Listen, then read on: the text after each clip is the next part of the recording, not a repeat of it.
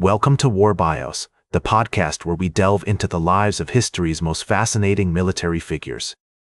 I'm your host, General Biography, and today we're going to explore the remarkable life of Mikhail Tukhachevsky, a man whose innovative strategies and unwavering dedication would forever change the face of modern warfare. As we embark on this journey through Tukhachevsky's life, let's begin with his early years, which laid the foundation for his future greatness.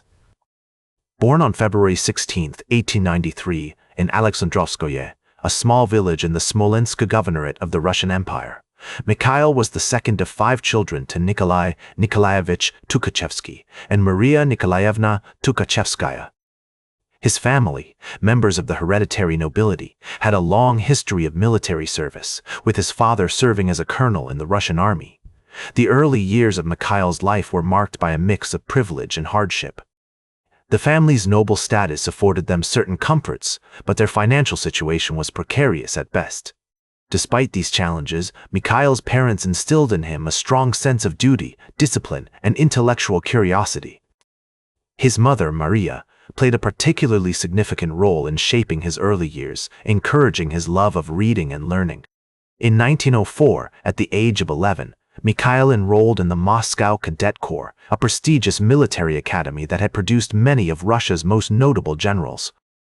The Cadet Corps was a breeding ground for Russia's future military elite, and Mikhail quickly formed close bonds with his fellow cadets, many of whom would go on to play significant roles in the impending wars. The rigorous curriculum at the Cadet Corps included courses in tactics, strategy, and leadership, as well as physical training and drill. As Mikhail navigated his early 20s, he found himself drawn into the vortex of war. In 1914, he graduated from the Moscow Cadet Corps and was commissioned as a second lieutenant in the Russian army. The stage was set for Tukhachevsky's entry onto the world stage, where he would soon face the ultimate test of his mettle. The years preceding World War I were marked by growing tensions between European powers. Russia, bound by its alliance with France and Britain, was poised to enter the conflict. As Mikhail prepared for war, he was influenced by the writings of prominent military theorists, including Karl von Clausewitz and Antoine-Henri Jomini. These thinkers shaped his understanding of warfare and informed his own developing theories on strategy and tactics. Mikhail's family played a significant role in shaping his early years. His father, Nikolai, had served in the Russo-Turkish War and had been decorated for bravery. This legacy of military service weighed heavily on Mikhail, who felt a deep sense of responsibility to uphold his family's honor. His siblings, too, would go on to play important roles in Russian society, with one brother becoming a prominent engineer and another a skilled diplomat. As we explore Mikhail's early life, we see a young man shaped by his family, education, and environment. His experiences at the Moscow Cadet Corps had instilled in him a strong sense of discipline and duty, while his family's military traditions had given him a deep understanding of the importance of service and sacrifice. The Russian Empire was on the brink of collapse, and the world was about to be plunged into chaos. His formative years, marked by a unique blend of nobility, hardship, and intellectual curiosity, had prepared him for the challenges that lay ahead. As World War I broke out, Mikhail was commissioned as a second lieutenant in the Russian army and quickly found himself on the front lines. He served with distinction in several key battles, including the Battle of Galicia and the Battle of Lodz, where he demonstrated exceptional bravery and tactical acumen. His experiences during this period had a profound impact on his development as a military commander, shaping his views on strategy, tactics, and leadership.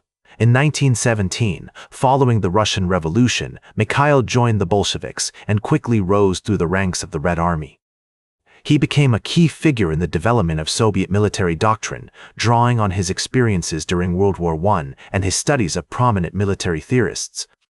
Tukhachevsky's innovative approach to warfare, which emphasized speed, maneuverability, and combined arms operations, would soon make him one of the most respected and feared commanders in the Red Army. One of Tukhachevsky's most notable achievements during this period was his role in the development of the Soviet Union's armored forces. He recognized the potential of tanks to revolutionize modern warfare, and worked tirelessly to develop new tactics and strategies that would maximize their effectiveness on the battlefield. His efforts paid off in 1920 when he led a successful armored assault against Polish forces during the Polish-Soviet War, demonstrating the power and mobility of Soviet armor. Tukhachevsky's rise to prominence was not without its challenges, however.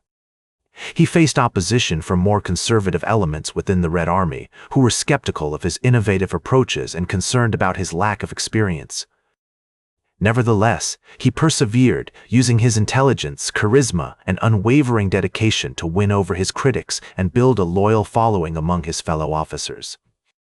As the 1920s drew to a close, Tukhachevsky had established himself as one of the leading figures in the Soviet military establishment. He continued to develop and refine his theories on warfare, publishing several influential books and articles that explored the potential of armored warfare, air power, and other emerging technologies. His work had a profound impact on the development of Soviet military doctrine, shaping the course of modern warfare and influencing generations of military commanders. As the 1930s began, Tukhachevsky continued to play a leading role in the development of the Soviet military establishment. He was appointed as the chief of the Red Army's staff and became a key advisor to Stalin on matters of military strategy and doctrine.